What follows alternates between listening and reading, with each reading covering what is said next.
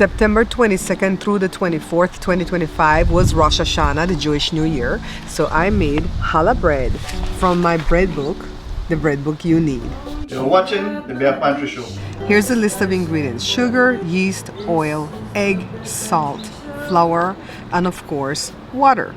So I have some warm water from the faucet. It's half cup plus 2 tablespoons. And then I'm gonna go ahead and put it in my big bowl. And then I'm gonna add the yeast. And then the sugar.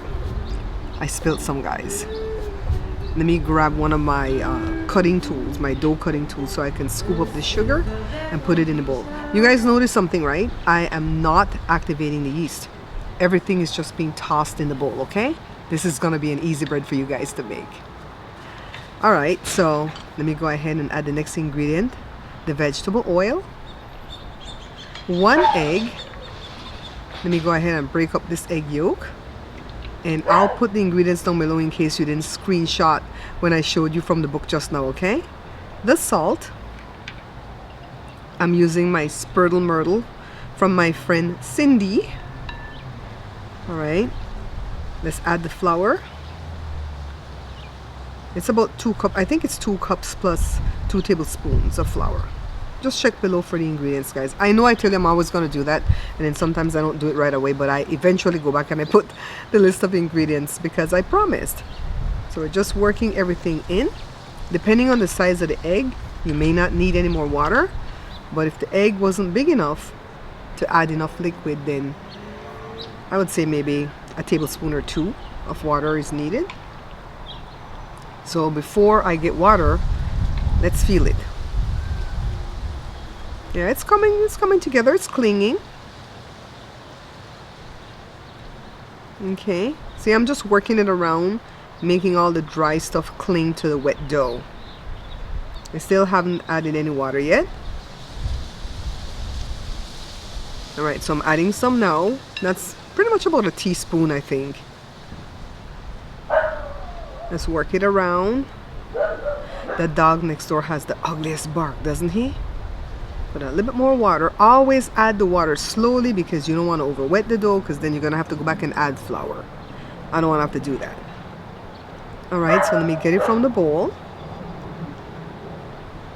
Dump everything onto my workspace. I should have taken off my ring a long time ago, but now that I'm gonna get my left hand involved, I removed it. I'm just getting the dough off my fingers and just knead. I love kneading dough, guys. People call me the bread whisperer. Which people? Join the kids. Okay, I'm going around the mat just picking up any dust or powder or dough. So now it's ready. I'm gonna go ahead and grease my bowl with a little bit of butter because I ran out of vegetable oil. I'm running out of all my ingredients right now, guys. But not to worry, we're gonna go buy groceries in a few days. I covered it up for about an hour, and then look, it's ready. Oh, it's so light and airy. Wow, beautiful. Let me get my ring off again. And we have to cut this into 6 equal pieces because we're gonna be braiding it, okay? Now, don't panic if you don't know how to braid dough, because you can just always twist it, but we're gonna try, all right? So 6 equal pieces thereabouts. If I feel one feel bigger than the other one, I will steal some dough off of one to put to the other one. We're just eyeballing. You don't have to go weigh it and all that stuff, all right? So now first, roll a piece into a ball, all right? Smooth off the top, roll it into a ball. And then roll it out into a long piece like this, like a shoestring piece, right? And I get it to a point and I just leave it alone and go to the other one because it's resting, and I'll be able to roll it even longer when I go back to it. So now I rolled 6 pieces and I merged them together at the top, and I'm trying to figure out what I did to plait this bread before when I made my book. So one goes over, the other goes over, and I'm still trying to figure it out, guys. So, you know, it's 6 strands, but you're not like plaiting all 6.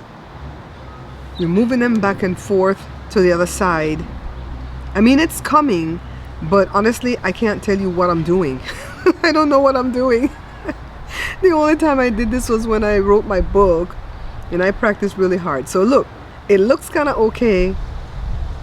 It's braided. We're gonna let it rise on a parchment lined baking sheet, and then we're gonna bake it. But look, I made another one, and now I'm gonna show you what I was trying to do.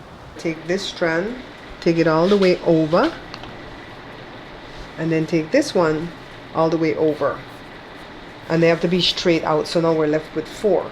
So if we're left with 4, just gonna move them so you can make a space in the middle, because now we have to bring one in the middle.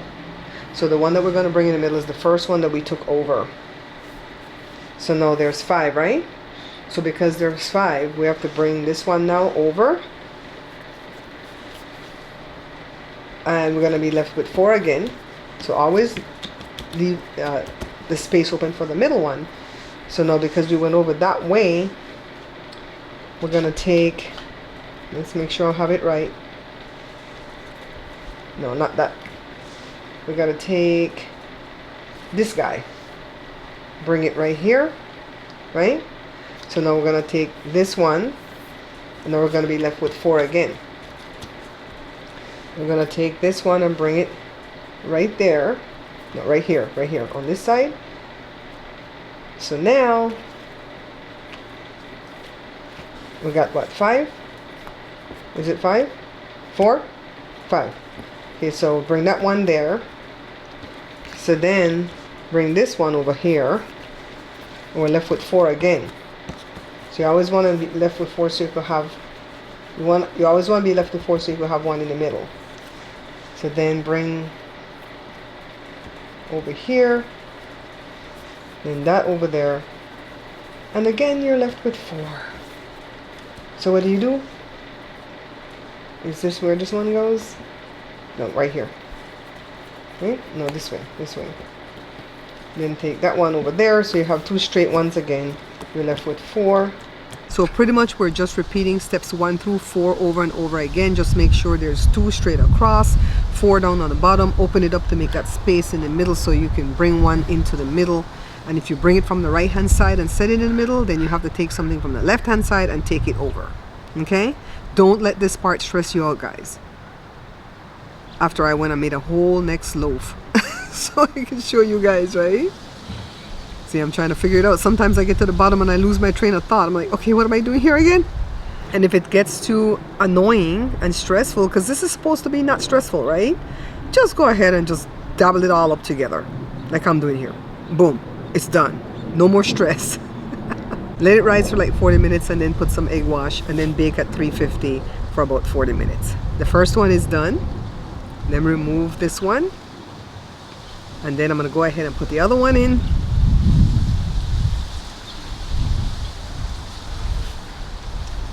So this is the first loaf that I made, and even though I got confused when I was plaiting or braiding it, I think it still came out so beautiful.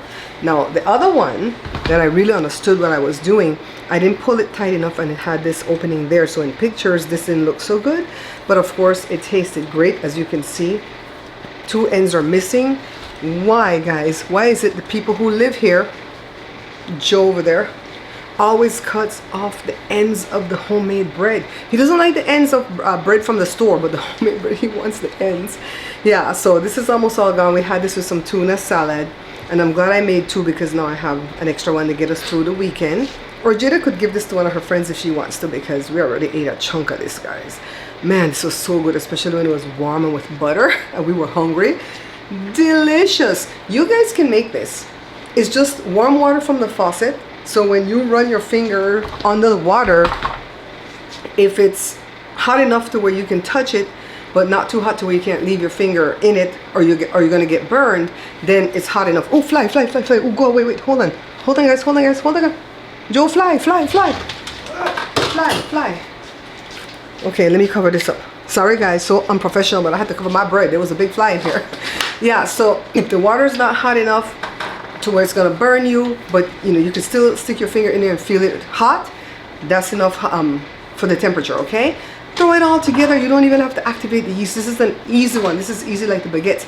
The only hard part is braiding it, and if you can't braid it in 6, braid it in 3 or twist it in 2, or don't twist it at all. All right, but you could twist in 2, can't you? Everybody can do that, right? Yeah, so I did 6 because I was trying. I was showing myself. So tell me if you're gonna try this one, okay? This is from my book, The Bread Book You Need, and it's a really, really easy recipe, challah bread. This is the Beth Entry Show. Can somebody please tell me why this dog is always walking into cobweb? Look at her with cobweb on her face. Oh, where did you go? Why did you walk into cobweb again? Why? And she's waiting for this bread, why? This is bread, it's not meat. Dogs like meat. I have to cover that sucker up real quick before the fly got it.